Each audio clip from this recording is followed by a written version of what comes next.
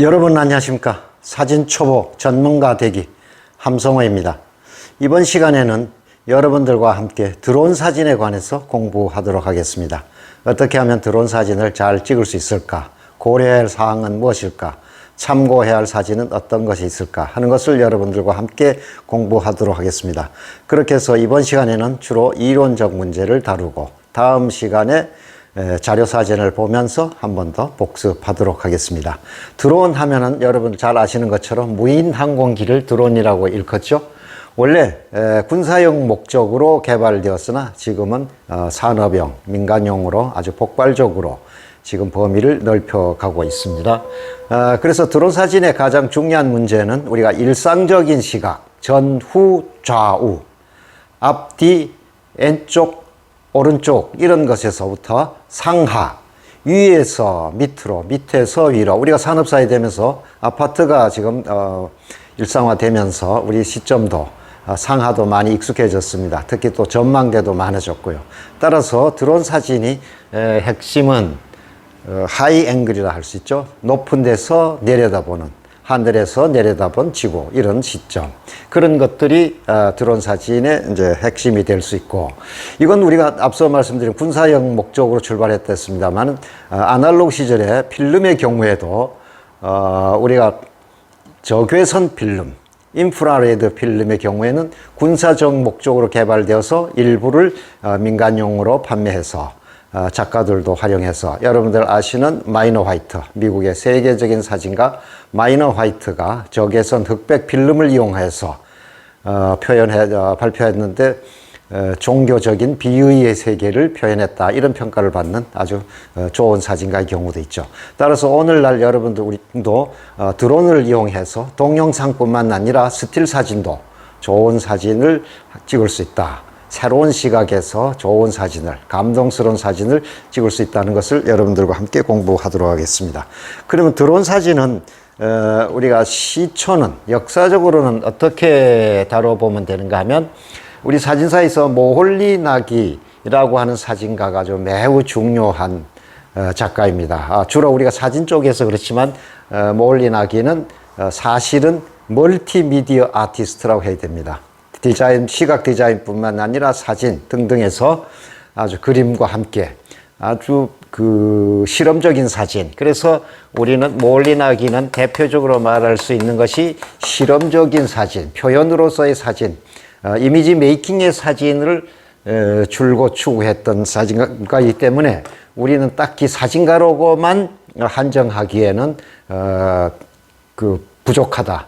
표현을 위해서 엄청난 노력을 했던 그런 케이스입니다. 그래서 모홀리 나기가 우리 대표적으로 실험 사진으로 역사에 남은 것이 포토그램, 물체를 인화지위에 올려놔서 감광 써서 그 다음에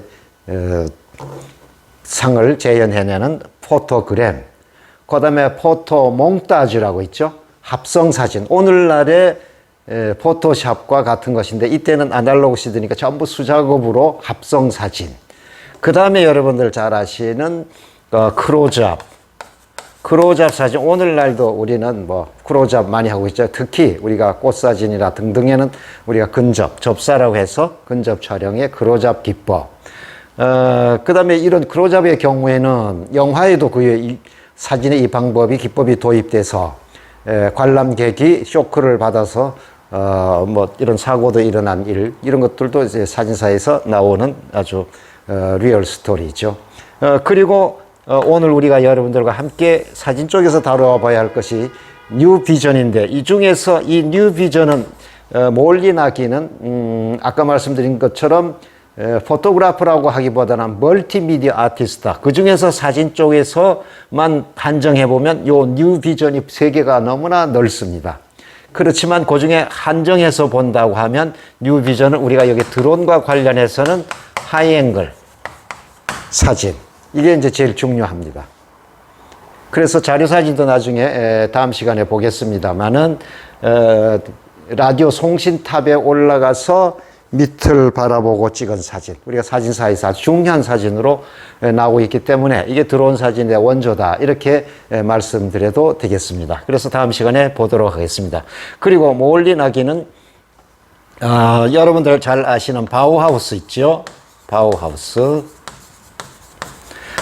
1919년에 독일의 발터 그로피우스라고 하는 사람과 함께 세운 세계 최초의 디자인 건축 공예 학교입니다.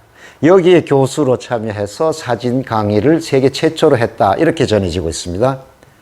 그렇게 해서 바우하우스는 여러분들 보시면 이제 1919년에 설립돼서 1925년에 재정 문제로 폐교되었다가 다시 다른 도시로 옮겨가지고 또 문을 열었다가 나치 독일에 히틀러가 집권하면서 지식인들의 탄압을 받아서 이때 대탈출이 일어나게 되죠. 엑소더스가 일어납니다. 그래서 이때 몰리나기가 탈출해서 미국으로 오게 되는데, 미국에 와서 정착한 곳이 시카고입니다. 시카고. 그래서 이때 여기 와서 그 뭐 과정들은 좀 있습니다만은 오늘날 The School of the Art Institute of Chicago, 이렇죠. 우리가 SAIC 해서 시카고, 우리 보통 시카고 아트 인스티튜트 하는데 시카고 예술대학. 그래서 우리나라도 여기에도 물론 순수 뭐 미술도 있고 한데 사진 쪽에서 특히 이미지 메이킹, 실험적인 사진을 몰리나기가 와서 평생 심혈을 기울여서 교육을 했던 곳이기 때문에 우리가 실험적인 사진의 메카다, 이렇게 얘기해도 됩니다. 우리나라도 여기를 유학하고 돌아와서 공부하고 돌아와서 발표한 자기 사진을 발표한 분들도 있습니다. 그래서 우리는 여러분들이 이 바우하우스와 몰리나기, 실험적인 사진, 이것을 좀 보시면 좋고, 특히 저는 간간히 뭐 말씀드립니다만은 우리가 386, 486 세대들은 우리 한국 사회에서 가능하면 스트레이트 사진으로 승부하자, 그렇게 말씀드립니다만, 이미지 메이킹, 이런 실험적인 사진들은 오늘날 디지털 세대에게는 좀 잘 맞을 수 있어서 젊은이들이 특히 몰리나기의 뉴 비전에 관한 공부를 해보면 멀티미디어, 믹스드 미디어 아트를 작업하는 데에도 아주 상당한 도움이 될 것이다, 그런 말씀을 드리겠습니다. 그래서 이번 시간에 여기 있는 이 그 몰리나기가 정착해 놓은 시카고 아트 인스티튜트의 서의 이 실험적인 사진, 물론 여기에 뭐 소개해 드릴 사진가도 있고 한데 다음 기회에 말씀드리기로 하겠습니다. 그렇게 해서 몰리나기에 관한 자료나 공부를 좀 해 두시면 좋겠고, 그 다음에 우리가 이제 세 번째로는 그러면 드론 사진이 가장 중요한 것이 여기서 말씀드렸던 시점이 되겠죠. 뷰 포인트가 됩니다. 시점이 되겠는데, 뷰 포인트. 그러니까 이거 아까 말씀드린 이 하이 앵글이죠. 그러면 이곳으로부터 출발해 가지고 그 이후에 쭉 다양하게 간간히 왔지만, 특히 우리에게 많이 알려진 분이 2000년대에 또 프랑스의 사진가 얀 아르티스 베르트랑이라고 있죠.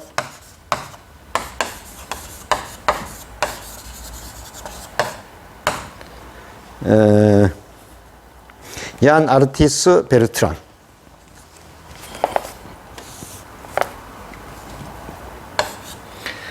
우리나라에도 여러 차례 와서 작업했습니다. 이때는 우리가 이 하이앵글이 주로 뭐였느냐, 헬리콥터를 이용했죠. 혹은 기구를 이용해서.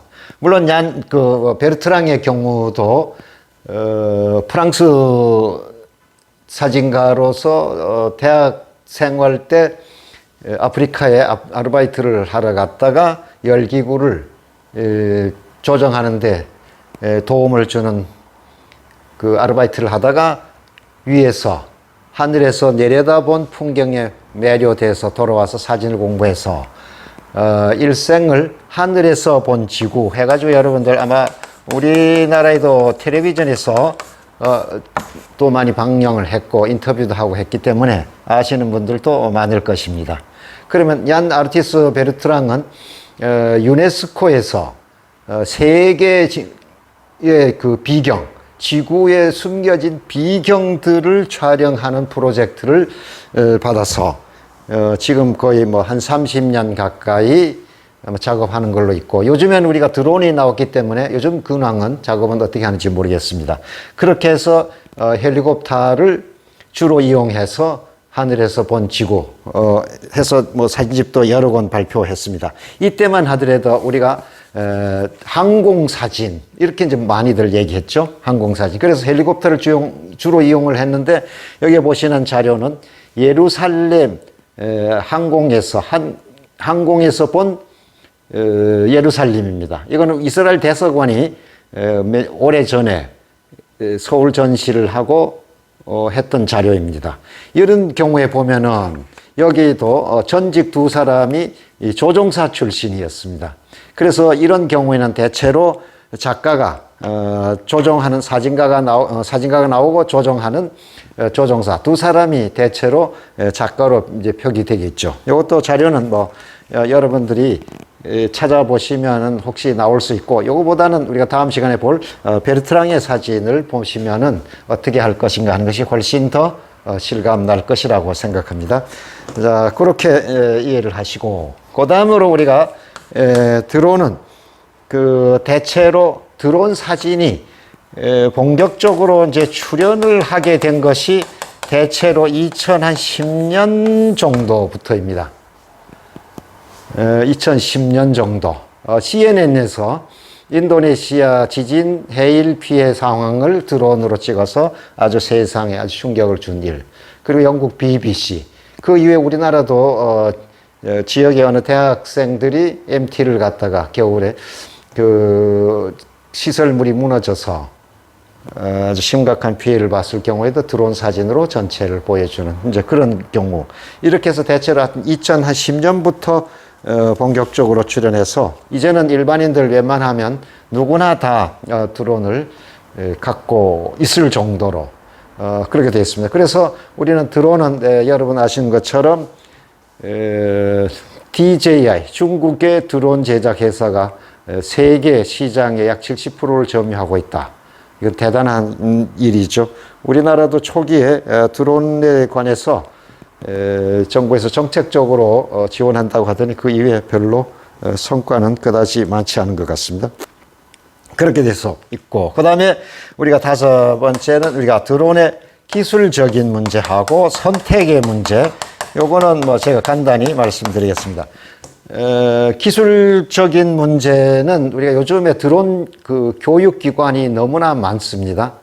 아시는 것처럼 여러분들 인터넷에서 검색해 보시면 뭐 되게 자격증이 한 4개로 나누어져 있는데, 맨 밑에 단계가 4단계는 우리가 장난감 드론 완구형 경우에는 자격이 필요 없고, 그 다음에 3등급, 그 다음에 2급, 제일 위에 무게에 따라서, 드론 무게에 따라서 25kg 이상일 경우에는 내가 또 농사형 드론 조종해서 취업을 한다든지, 또 산림 방제용 드론 취업한다든지, 이럴 경우에는 대체로 1급 자격증이 아마 필요할 것을 알아서 여러분들이 거기는 필요에 의해서 여러분들이 교육받거나, 또 우리가 유튜브에서 조정할 수 있는 방법들이 자세히 나와 있기 때문에 그거는 여러분들이 개별적으로 공부해서 숙달하시면 되겠고, 그 다음에 선택의 문제도 마찬가지입니다. 어떤 것을 살 것인가.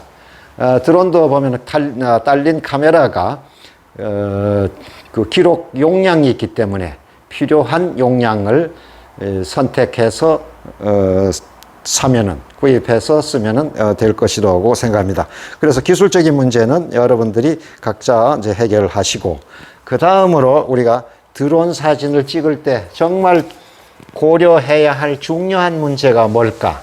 그것에 관해서 여러분들에게 정리를 해드리고, 거기에 따른 자료 사진은 다음 강에서 여러분과 함께 공부하도록 하겠습니다. 그래서 그 다음에 그러면 어떻게 찍을 것인가, 고려할 것이 무엇인가. 제일 처음으로 드론 사진의 장점은, 아까 말씀드린 것처럼 드론 사진은 우리가 하이 앵글이죠. 높은 곳에서 밑으로 내려다보는 사진이죠. 장점으로는 새로운 시각이라는 거죠. 일상적이지 않고 지금 뭐 물론 많이 우리가 상하는 익숙해져 있지만 새로운 시각이다 하는 것입니다. 그래서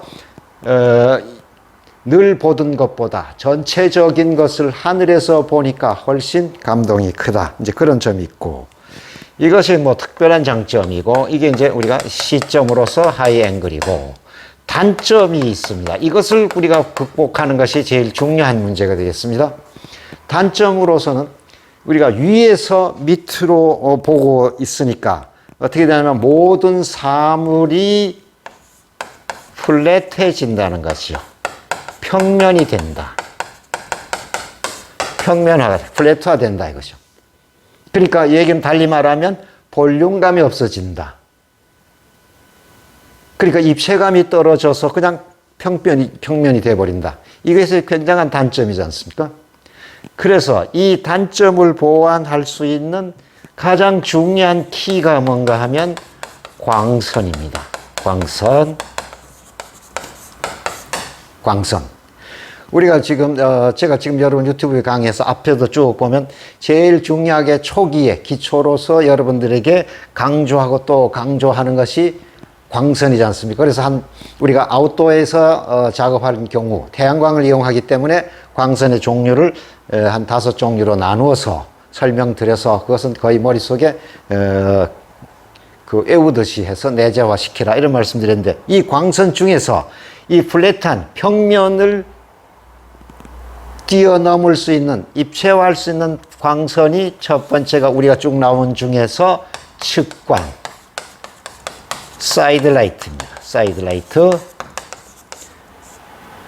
그 다음에 두 번째가 역광, 리얼 라이트. 그 다음에 광선할 때도 마찬가지로 말씀드렸습니다만은 경우에 따라서는 확산광, 네, 확산광. 이 세 가지 광. 그 중에서 이 두 가지 광선을 특히 쓰셔야 된다. 그러면 내가 피사체 대상이 정해졌다고 하면 그 대상이 어느 광선에 측광을 활용할까 역광을 활용할까를 일단 작가가 판단해서 그 시간대에, 태양은 우리가 계절별로 보면은 지구를 중심으로 겨울에는 지금 쭉 내려갔다가 우리나라 한반도 중심 보면은 지금은 올라오고 있지 않습니까? 그래서 하지가 되면 정지음이 됐다가 다시 또 내려가게 되잖아요. 그러면 이 궤도가 달라지잖아요. 그렇기 때문에 그 시간대에, 그 피사체의 시간대에 제일 좋은 광선이 측광을 활용해야 되겠다 그러면 측광이 어느 시간대가 가장 좋은가. 또 역광을 활용하면은 또 그림자나 이렇게 활용하게 되는 거니까, 실루엣으로 활용하는 것이니까 이럴 때는 또 시간대가 언제일까, 계절적으로 시간대 이런 것을 고려해야 된다. 그래서 우리가 앞서 말씀드린 여기 우리가 80년, 90년대 이런 넘으면서 이게 베르트랑, 아까 말씀드린 베르트랑 경우에도 인터뷰에서 보면 본인은 하루 촬영 시간을 10시 이전, 오후 4시 이후 이렇게 주로 활용한다라고 얘기를 하고 있습니다. 그 얘기는 뭔가 광선을 통해서 평면이 될 수 있는 피사체를 입체적으로 표현해내기 위해서 그렇게 우리가 자연광, 태양광을 쓰기 때문에 광선을 활용한다 하는 얘기가 됩니다. 그러니까 여러분들도 일단은 드론 가지고 우리가 요즘에 주로 보면은 하늘에서 그냥 쭉 보긴 날려서 찍게 되면은 리뷰해 보게 되면 일단 하늘에서 보니까 감동스럽습니다. 그러나 더욱 극적으로 드라마틱하게 표현하기 위해서는 광선을 아주 극적으로 써줘야 된다. 그렇지 않으면 측광이나 역광을 이용해서 평면을 입체화시키는 작업을 여러분들이 신경 써야 된다. 그 얘기를 여러분들에게 아주 다시 또 강조를 해드립니다. 그래서 다음 시간에는 그 자료 사진, 여기에 광선을 다시 한번 복습하면서 초기에 모올리나기의 하이앵글 사진 하고, 두 번째로 얀 아르티스 베르트랑의 하늘에서 본 지구 사진 몇 점 보시고, 그 다음에 제가 그 교산 허경과 난설은 허초이의 집 사진집의 첫째 사진을 드론 사진으로 찍었던 리얼 스토리를 함께 여러분들과 나누면서 드론 사진 공부를 마치도록 그렇게 하겠습니다. 이번 시간에는 여러분과 함께 드론 사진이 어떻게 시작이 되었고 또 공부하고 잘 참고해야 할 사진가는 누구고 그렇게 하고 다음 시간에는 자료사진, 그 중에서 여러분들 오늘 특히 광선이 드론 사진의 핵심을 좌우한다. 그러면 드론 사진은 결국은 스틸 사진도 그렇지만 동영상의 경우에도 이렇게 광선을 잘 활용한다면 다른 사람과 확실히 차별화된 quite different한 사진을 할 수 있다. 그런 말씀을 드리면서 오늘 드론 사진의 이론에 관해서 여러분들과 함께 나누어 봤습니다. 다음 시간에는 자료 사진을 가지고 여러분과 함께 실제적인 공부를 또 하도록 하겠습니다. 그러면 오늘 진도는 여기까지 하겠습니다. 사진 초보 전문가 되기. 여러분 하루 10분 정도 온라인상에서 여러분 저와 함께 만나서 사진 공부하시죠.